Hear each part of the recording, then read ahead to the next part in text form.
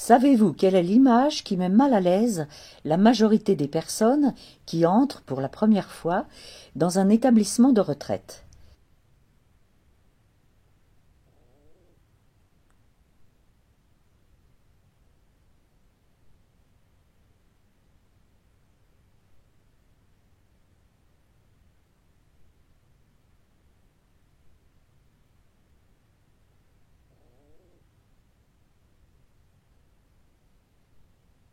Est-ce que cet ennui général est une fatalité?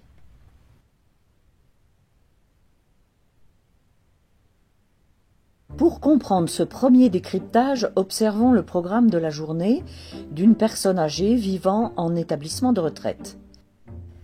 Entre le réveil et le coucher, toilette, soins, petit déjeuner, déjeuner, goûter et dîner, on estime ce temps à 4h30 par jour. Le reste, environ 8h30, c'est le temps libre dont dispose la personne. Les 4 heures de soins et repas sont pris en charge par une trentaine de personnes, soignants ou hôteliers. Les 8h30 de temps libre sont gérés, dans le meilleur des cas, par un animateur professionnel à temps plein.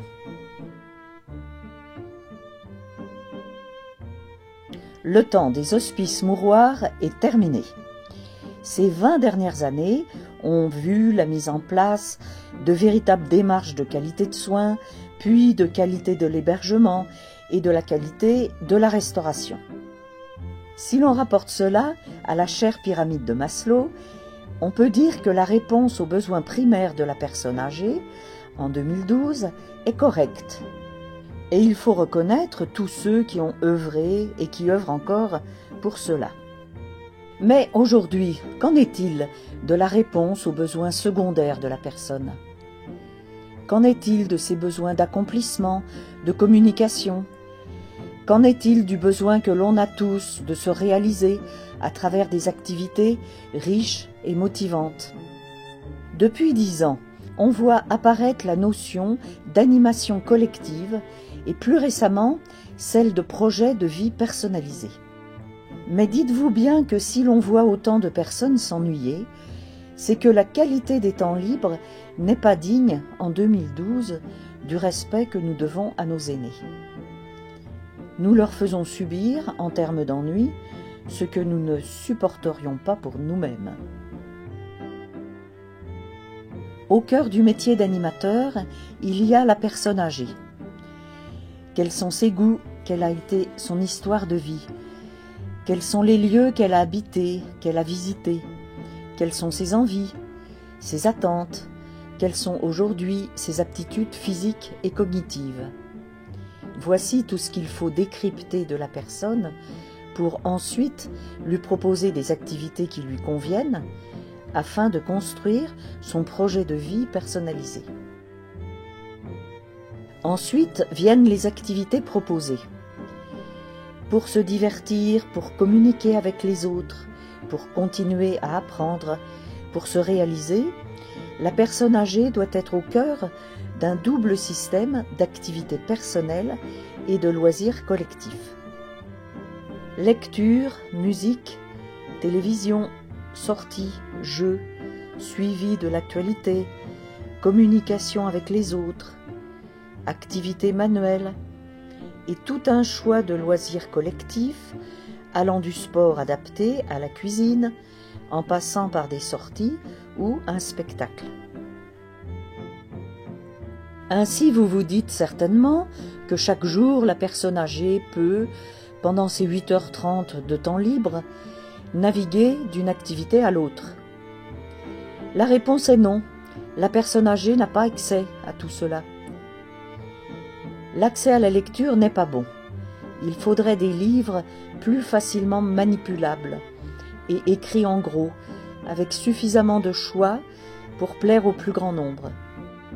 Pour l'accès à la télévision, pas de problème. Hélas, ce média n'est pas aujourd'hui adapté à la personne âgée et devient facilement un objet d'aliénation.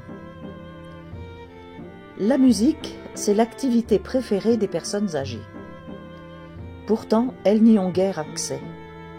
Les chaînes IFI sont inadaptées, Et en collectivité, les CD de musique disparaissent et se cassent au fur et à mesure qu'elles sont achetées.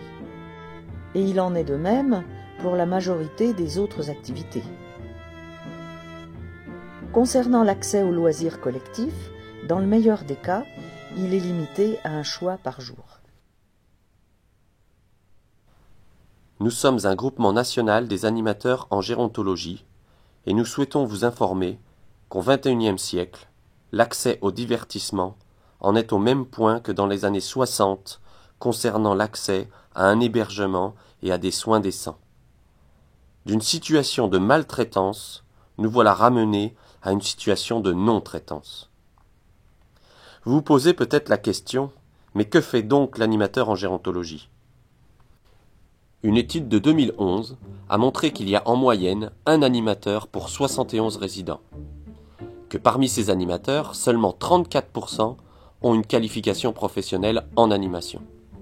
Vous vous dites alors que pour compenser le manque de moyens humains, l'animateur dispose de moyens matériels et financiers. Sachez alors que le forfait journalier moyen d'un résident vivant en maison de retraite est de 90 € par jour. Sur ce montant, quelle somme est consacrée aux loisirs du résident ? 5 €, 2 €, 0,5 €? La réponse est en moyenne de 0,087 €. Comment voulez-vous accueillir des spectacles, faire venir des expositions, disposer de véhicules de sortie, s'équiper d'un vrai lieu de projection vidéo, d'investir dans des technologies de communication, de disposer d'une borne musicale ou de posséder des équipements dédiés aux résidents les plus désorientés? Vous comprenez dès lors les enjeux et le chemin à suivre ces prochaines années. Il s'agit de former et de recruter plus d'animateurs et les doter de vrais moyens. Augmenter le forfait journalier qui est déjà de 90 € par jour, pour les raisons que l'on devine facilement, cela n'est pas réaliste. En revanche, nous pensons qu'il existe 2 pistes simples pour agir concrètement et rapidement. La première piste est d'inviter les familles à se poser 3 bonnes questions quand ils ont à choisir un établissement. Combien y a-t-il d'animateurs diplômés dans l'établissement ? Ayez en tête qu'un animateur pour 60 résidents serait un ratio correct en 2012. Regardez le programme mensuel d'animation. Est-il riche ? Est-il adapté aux possibilités des résidents ? Observez dans l'établissement combien il y a d'espaces d'animation et quels sont les équipements. Y a-t-il un lieu vidéo pour revoir tous les films que l'on a aimés ? Un lieu musical pour réécouter les milliers de musiques qui ont traversé la vie de nos aînés ? Un lieu pour être en contact avec la nature ? Un lieu ou du matériel pour pratiquer une activité physique adaptée ? Observez aussi s'il y a un lieu entièrement dédié aux activités manuelles et aux jeux. Si ce lieu est un grand capharnaüm, c'est bon signe.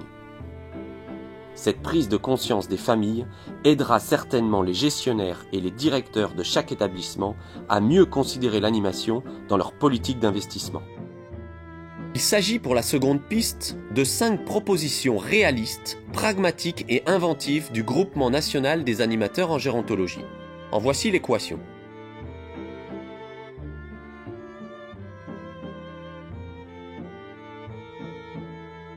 Ces 5 propositions, associées à un coup de pouce de l'État et des conseils généraux, permettraient en seulement 3 ans une augmentation de 30 à 70% de la qualité des temps libres dans l'ensemble des établissements français. Dès aujourd'hui, notre groupement est prêt à présenter ces solutions à toutes les instances liées à cette problématique. Si nos aînés sont mieux dans leur tête, cela entraînera une diminution de certains soins. Si nos aînés sont mieux dans leur vie, cela va simplifier un métier qui en a vraiment besoin, celui de soignant. Prendre soin. Quelle belle mission. Mais comment être serein et efficace quand vous vous occupez de personnes qui s'ennuient et se morfondent toute la journée ?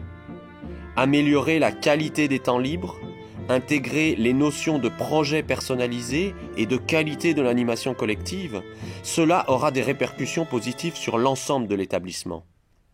Des bénéfices pour le résident, des bénéfices pour le personnel et la satisfaction des familles.